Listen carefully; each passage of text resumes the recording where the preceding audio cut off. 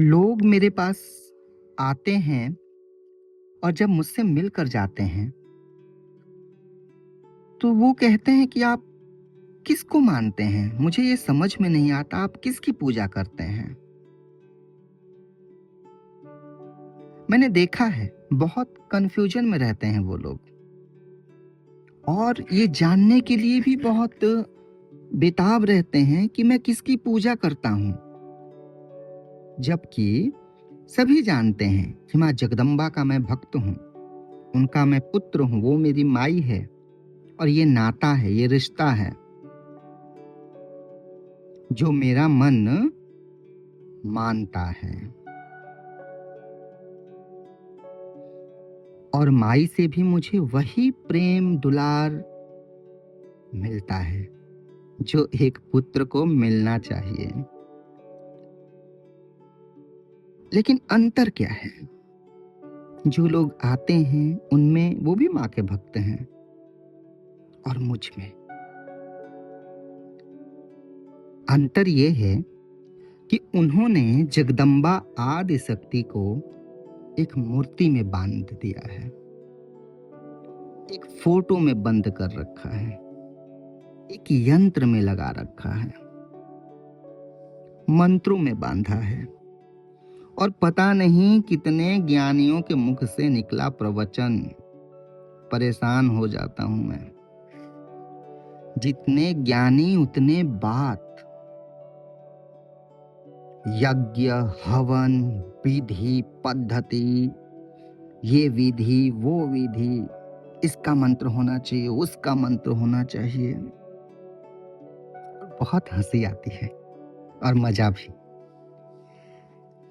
क्योंकि जब लोग इसमें उलझ कर और ईश्वर की पूजा में ही, उन्हीं के अनुष्ठान में जब वो अपना आपा खोते हैं और वो मैं जब देखता हूं तो मुझे क्रोध नहीं आता, हंसी आती है और दया भी। क्या फायदा इतने विधि, इतने अनुष्ठान और इतनी चीजें जानने का? बहुत सारे ऐसे प्रश्न हैं मेरे अंदर जो माई ने उत्तर दिया और बहुत सारे का शायद मुझे दे आगे और कुछ रह जाएंगे उसका शायद मुझे मिले ही ना, ऐसा मुझे लगता है। आज उन्हीं प्रश्नों पर आप लोगों से भी बात करूंगा।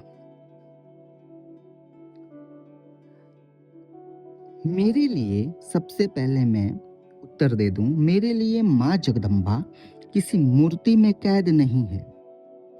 मेरे लिए माँ जगदम्बा वही ईश्वरीय शक्ति है जो कि वो शिव भी बन सकती है, समय पर राम के लिए भी वो तैयार है, समय पर वह कृष्ण का रूप भी धारण कर सकती है, नारायण भी वही है, वो सब रूप धारण कर सकती है जो यहाँ है। और एक परम सत्ता है उस जगदम्बा का।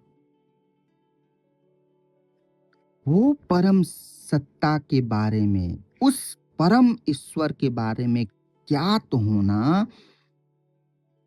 जीवन सार्थक हो जाएगा। और उन्हीं को पाने के लिए बहुत प्रयत्न किए लोगों ने, लेकिन आज तक ना उनके बारे में जान पाए ना समझ पाए। मैं भी कर रहा हूं। तो मेरे लिए वो जगदम्बा वही परम शक्ति है जिसका ना कोई आदि ना कोई अंत। परमात्मा ईश्वर भगवान को मैंने 4 भुजाओं में, 10 भुजाओं में, 8 भुजाओं में नहीं बांधा है। ना ही उनके 3 नेत्र हैं, ना ही 10 मुख।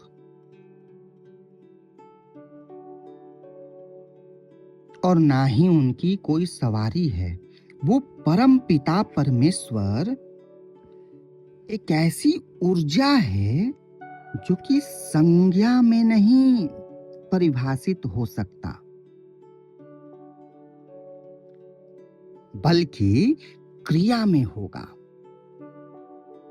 आप गौर कीजिए मेरे बातों को, मैं कहना क्या चाहता हूं,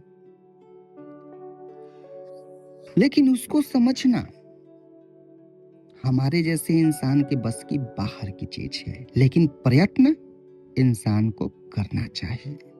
कम से कम इतना तो पता होना चाहिए कि क्या गलत है और क्या सही। इतना तो समझ देकर भेजा है वो परमेश्वर ने।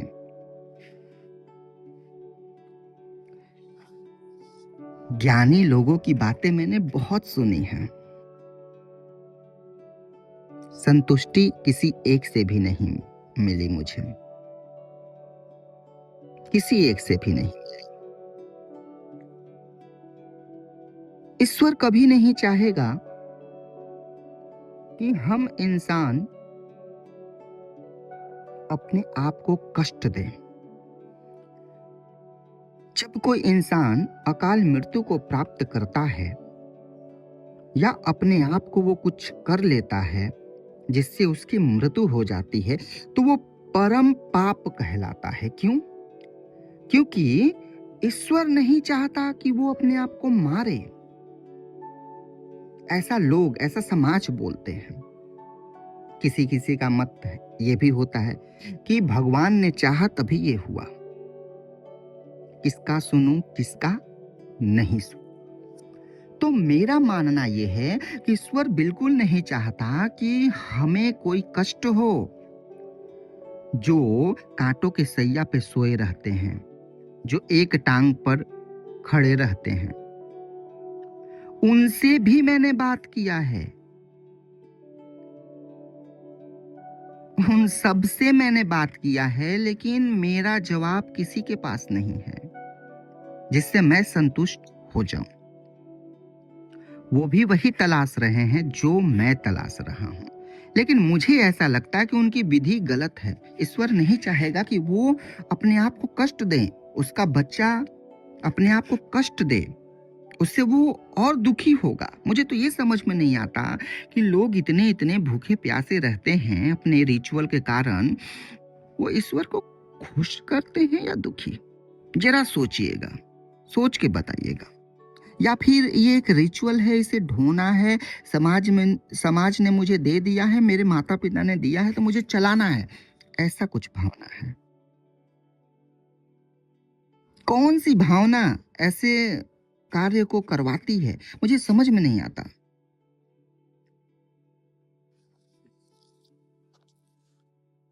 जिस पति के लिए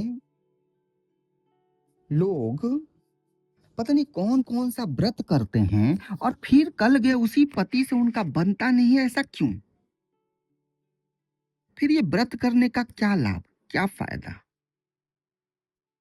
इतने इतने दिन भूखे रहना, क्या उससे माई खुश हो रही है? वो तो चाहेगी कि मेरा बेटा खुश रहे, आनंदित रहे, प्रफुल्लित रहे।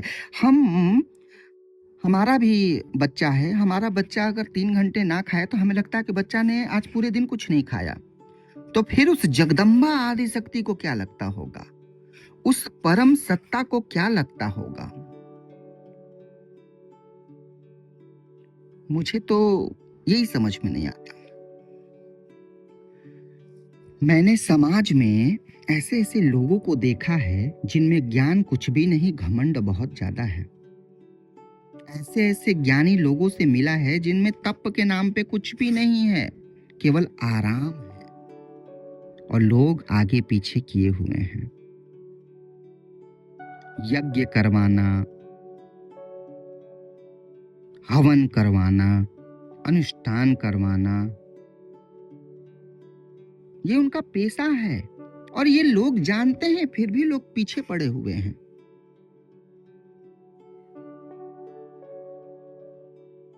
क्यों? और कोई कोई समाज में ऐसे वर्ग है जो उन्हें देवता बना देते हैं, भगवान बना देते हैं।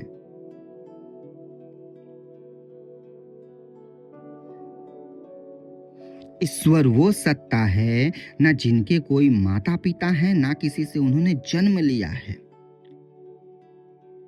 ईश्वर एक ऊर्जा है जो इस अनंत ब्रह्मांड में हमारे साथ मौजूद है। हमारा आत्मा रो रहा है और हम कोई व्रत आदि कर रहे हैं और वो हम चाहते हैं कि ईश्वर के पास पहुंच जाए, वो नहीं पहुंचेगा। हवन आदि में बैठे हैं, मन अशांत है, क्रोध आ रहा है, ईश्वर को नहीं पहुंचेगा। बीच में ऐसी बहुत सारी सूक्ष्म ऊर्जाएं होती हैं जो आपके हवन, तप, जप सबको खा लेती हैं, और ये हकीकत है। तभी तो लोग पूजा कर करके थक जाते हैं, लेकिन वो ये नहीं समझ पाते कि अपने आप को ठीक कर लेने मात्र से वो ईश्वर भी खुश हो जाएगा, वो भी रास्ता दिखाएगा। गीता के बारे में, श्लोक के बारे में लोग अपने अनुसार उसको तोड़कर मरोड़कर पेश करते हैं। उसका हिंदी जो अर्थ है, जितने ज्ञानी लोगों के पास जाओ उतने अर्थ बदल कर मिलेंगे आपको, उनके सुविधा अनुसार। और ये सत्य है, और मुझे हंसी बहुत आती है जब ऐसे लोगों से मैं सुनता हूं, अरे आपने तो पहला ही नहीं पढ़ा गीता में, त्वमेव माता च पिता त्वमेव गीता, या फिर कोई भी भागवतम होगा उसके पहले पृष्ठ पे ही शायद लिखा रहता है, जहां तक मुझे अनुमान है, ध्यान है। भागवतम या फिर गीता में पहले पृष्ठ पे ऐसा छपा रहता है, त्वमेव माता। अरे वहां पे बोल क्या रहा है, वो तो बोल दिया, वहीं पे पूरा सार बता दिया कि आपका कोई लिंग नहीं है, आप ही माता हो, आप ही पिता हो, आप अजन्मा अविनाशी हो।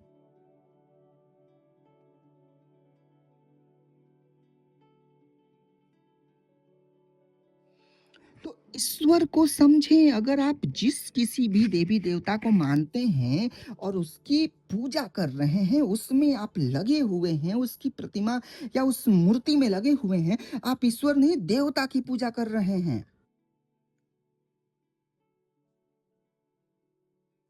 वो ईश्वर तभी होंगे, परमात्मा तभी होंगे जब उनको आप मुक्त करोगे उस चीजों से। तब वो परम सत्ता में विलीन होंगे, और तब उसका जो कृपा होगी, तब उसकी जो दया होगी, वो आपको भी दिखेगा। यहाँ तो इतनी पुस्तकें हो गई कि लोग कंफ्यूजन में, मैं कंफ्यूजन में हूं, पढ़ पढ़ के। और लोगों से अगर ज्ञान पूछने लगो तो वैसे बांटने लगेंगे जैसे कि उन्होंने कितनी पढ़ाई कर रखी हो।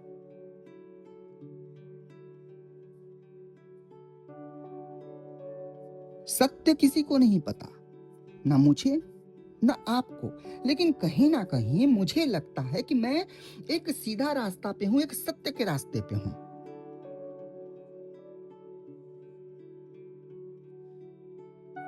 मेरे लिए जो जो इस धरती पर जन्म लिए और मृत्यु को प्राप्त हुए, जिनका दाह संस्कार हुआ, वो सब अगर अच्छे थे इंसान, तो वो ईश्वर के अंश थे, ईश्वर नहीं।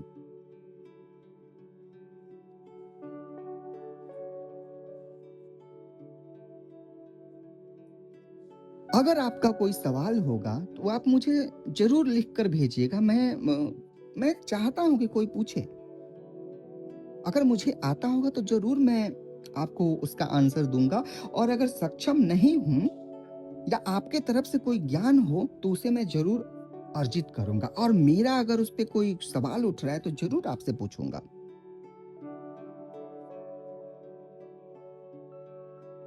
लेकिन आप जरा सोचिएगा कि जो मैं बात कहना चाहता हूं, जो आप तक पहुंचाना चाहता हूं, वो क्या गलत है? मैंने अब तक पता नहीं कितनी पुस्तकें पढ़ ली, लेकिन मुझे इसका आंसर नहीं मिल पाया। कितने लोगों से मिल लिया, इसका आंसर नहीं है किसी के पास।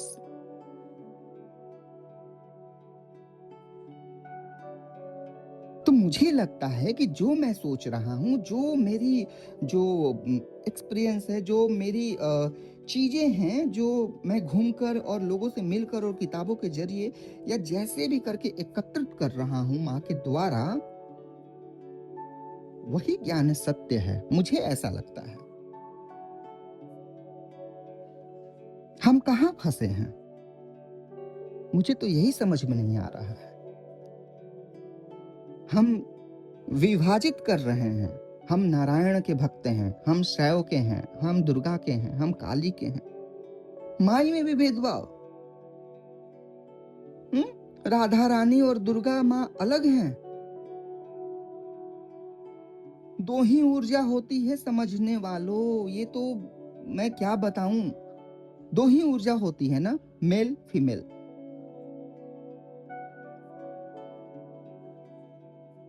अब उसमें बहुत सारे कहां से आ गए। माँ में भी, माँ तो माँ है। वो चाहे राधा नाम से पुकार लो, चाहे आप काली माँ के नाम से पुकार लो, चाहे लक्ष्मी माँ के नाम से पुकार लो।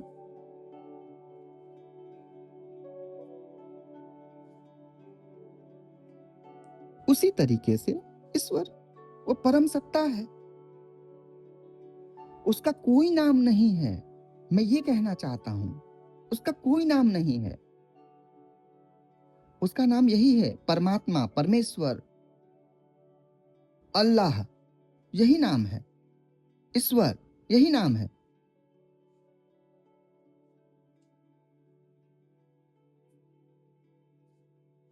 और जब परमात्मा के नाम आते हैं कि परमात्मा को किस किस नाम से बुलाते हैं, तो वो अलग है। वो भी है, मैंने वो भी पुस्तकें पढ़ी हैं जहां परमात्मा के नाम दिए गए हैं, वर्णित हैं 32 नाम, 32 नेम्स ऑफ गॉड। वो भी मैंने पढ़ा है, लेकिन उत्तर कहीं नहीं।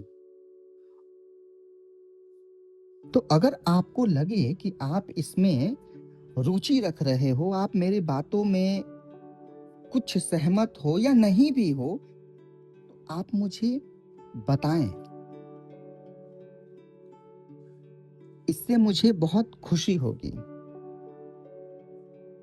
आशा करता हूं कि मैंने जो बोला वो आप गहराई से सुनेंगे और इस बात को आप समझने की कोशिश करेंगे, क्योंकि हो सके कि मेरे बोलने में या मेरे समझाने में कोई कमी रह गई होगी। लेकिन जब आप कान से सुनते हुए आत्मा को जोड़ेंगे ना, तो मेरी बातें आपके दिल की गहराई तक पहुंच जाएंगी। ये वादा है मेरा। जय मां जगदम्बा।